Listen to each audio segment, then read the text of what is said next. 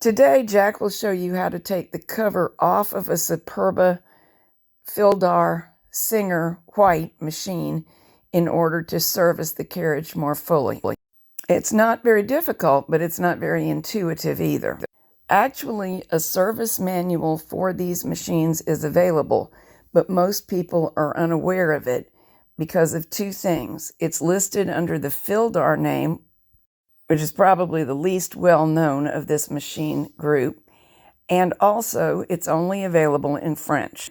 But go ahead and go to machineknittingetc.com and download the French, because diagrams are useful in any language, and these are quite clear. This is one of the diagrams from the manual, and all you have to do to get the cover off of any of the carriages is remove the screws marked A and B. But they hold things in addition to the carriage cover. So what we'll focus on today is Jack showing you how, once you've gotten it apart and done what you needed to do to get it back together correctly. First thing we want to talk about is this set of knobs. Here's one in place on the cover. They have to be placed in the cover like so. Wiggle it around till it sits flat. Then they're going to be inserted into place with the cover. Now what you do ahead of time is figure out what position it's in. This is the stop it goes down on. This is the one that it rotates. And you put it down and it goes click, click, and then back, click, click. Now when it's in this position, you see what it's pointing to is this arrow. Suppose you put it on and it was like that, which is not the same, but it doesn't matter. This one, I know, is pointing to this arrow. So we're going to put it in the cover pointing to that arrow. And to show you it makes no difference, this one's pointing to the circle. We put it in pointing to the circle. That means we can put these on with the cover, and I'll show you how to wiggle and get them to go into those posts. Now we'll talk about these knobs. They go here, but on the upper side of the sled, there's nothing to restrict the movement of that knob. It's just a plain open hole and a post. So it's not readily apparent how this knob is doing something, because you push down, you turn the knob, but it's doing nothing. If we go to the inside of the cover, notice there's two positions for this. In the slot, right there, at its lowest position, which means it sticks out of the cover the most. And you notice when it does that, it's pointing to the O, right there. All right, so what we're going to do is, this is how much fun this is. We're going to put both of these in, and you notice you can put it in backwards. I did that deliberately. Start with your arrow going towards the inside of the sled and rotate it till it's in its position. I see both of them are touching O, or pointing to the O. You're going to have to hold these and start them on their posts like that. Now that's the correct way for those to be, because all the action takes place underneath the carriage when you use these knobs. But here's the catch, the glitch in the program. See, the spring for those is where one of the bolts for the carriage, for the cover is. Cover? Yeah. Yes. See, you've got a stop here and a stop here, and these two holes line up. Now see, when we put the screw in, see what it does? It flattens this end of the spring to the surface of the carriage, and that means the other end of the spring is going to lift this piece up.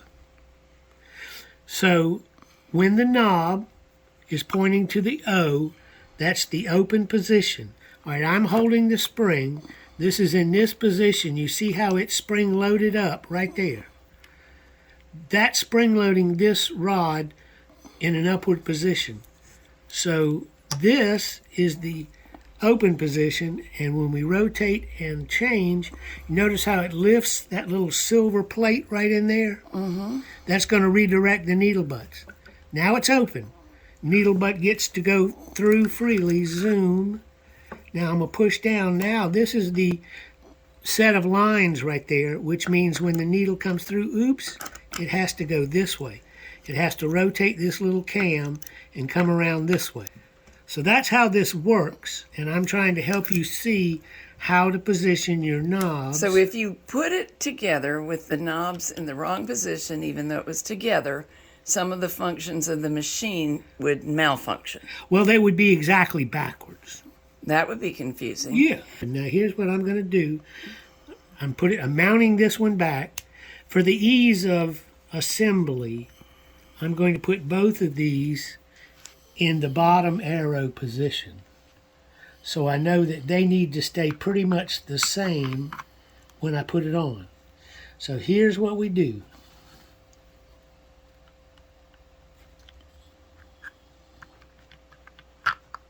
You see, I'm having to wiggle these to get them to go down. I'm having to wiggle these to get them to go down. That's normal, though, isn't it? Yeah, it is. See, that one's seated. This one isn't. Oh, yeah, now we're cooking with wood. But you'll notice I have them both, and let's check. 1, 2, 1, 2. That one's right. 1, 2. Oop, that's a little stiff. That wasn't down far enough. 1, 2. Okay, looks good. This one's not down far enough either. As I mentioned, these are supposed to sit evenly, but notice the center is the spot for that post. And I just found out you can put the post in one of these corner slots just as easily as you can in the center like it's supposed to be. See, if the screwdriver is the post, it's supposed to turn freely like this one does. So when you put it on, don't let it move any more than you absolutely have to. And my guess is that if it doesn't go right to the positions, you might suspect you've got it on wrong, and you wouldn't want to force it because you could break those interior divisions. That's right. That's right. Now we're going to do this. I'm going to do a second attempt and see if I can get them to line up correctly. All right, we're good so far. These have to be wiggled to get into position. Now what I was saying is these two knobs, oh there, see how high this one sits up? The distance from the top of the carriage to the top of the button. This one is too low. Ah, see, it just popped up. But if you don't wiggle it to get it to turn, you could force it into one of those other chambers. So now we're in the lucky spot of being able to put this back together. Line your spring up.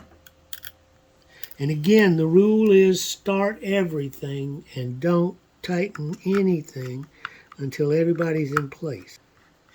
Now, the minute this spring starts to seat, we want to make sure we see a post come up here and a post come up here. There's one. This one comes up first. So watch this one. Make sure it's lined up, and then make sure this one will push down. And we'll do the same on the other side so you can see it again.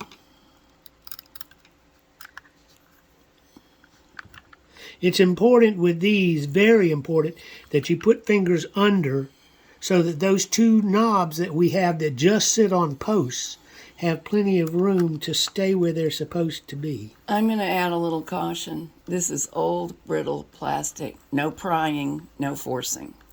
That's right. I've already put a tiny, tiny crack in this one, and I am in deep trouble. We're not tightened up, but we do see this post coming through. And if I press it down with my big fat hand out of the way, you see that it's going to line them both up. Yeah. All right, now here's the next fun part. You have to take both of these levers off because these hipped bolts are part of what holds the cover on. And let me explain. There's a little spring right here. I'm going to push against it.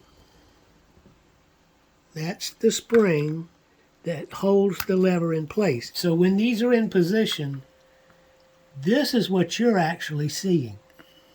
And you see the raised part of the lever is on the top. So put them on upside down. From where we would normally knit. Yes, from the way you would see it in its working position. And these are nice. You can start these by hand. Now, it has to center. Let me take this one back off while I put this one on. Can you walk and chew gum at the same time, I can pat my head and rub my tummy. Notice that this has to seat all the way down so that the hip of that screw is inside the hole of the plastic. I will show you that if it gets sideways, it'll pinch the plastic instead of going through. So when you start these, go ahead and start both of them. I'll show you on this one so the camera doesn't have to jump around. Hold it in position, and as you bring it down the last few turns, see, now it's pinching. Do you just wiggle it? Yes, you just wiggle it. And now see, you're having to move against this spring just a little bit. So there'll be some pressure involved. That's right. And we want the cover to be on snugly. I always try to use the littlest ones possible. To avoid the tendency to over-torque. Over-torque, right. Okay. Here is the other difficulty in positioning. This tab of our lever has to go under the front rail. There it went. See, go to the back where it'll slip under. Now you're actually pressing on the spring just a little bit to get it to stay in position. So I'm pushing this way and I'm pushing that way, but just a little bit. Now, if you'll notice, this is your indicator. These should line up, and this should be centered on the hole. So that's the correct position to get it to work right. Now here's your other indicator.